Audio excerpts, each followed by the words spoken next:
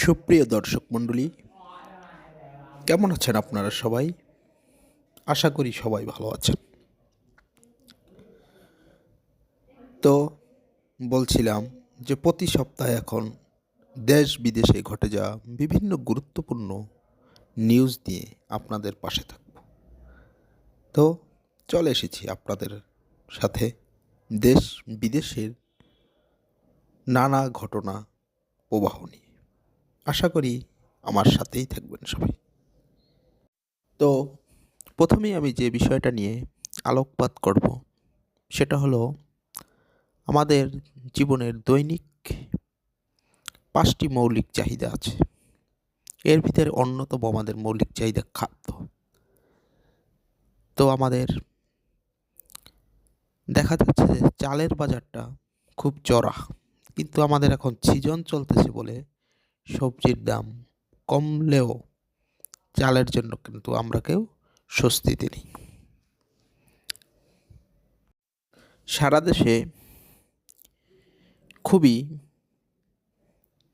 জাঁকজমকপূর্ণভাবে শহীদ president Ziaur রহমানের জন্মবার্ষিকী পালন হলো। দেখা যাচ্ছে যে 10ম গ্রেডের দাবিতে আজকে শিক্ষকরা সমাবেশ ডেকেছে।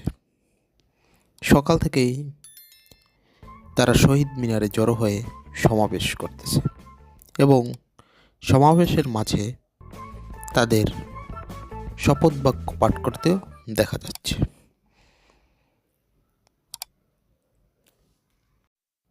কোঠা রাখার ব্যাপারে দেখা যাচ্ছে যে সরকারের সিদ্ধান্তে থেকে ছাত্ররা অযৌক্তিক বলছে। আজকে মধ্যরাতে ভূমিকম্পে কাঁপল ঢাকা সহ তার আশেপাশে কিছু অঞ্চল।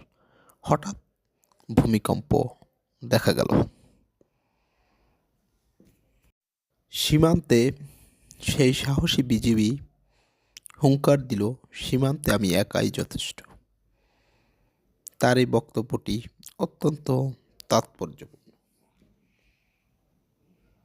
অধিবাসীদের জন্য নরক হতে যাচ্ছে সম্ভবত স্বপ্নের আমেরিকা।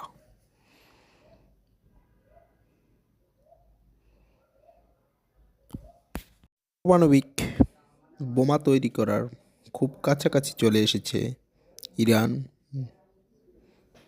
জানা গেল চাঞ্চল্যকর গবেষণা। বিশ্বমানের হাসপাতাল বানাবে চীন, তাই বাংলাদেশকে আর ভারতে যেতে হবে না। আজকে খবরাখবর এতক্ষণ পাশে থাকার জন্য সবাইকে অসংখ্য ধন্যবাদ। সবাই ভালো থাকবেন, সুস্থ থাকবেন।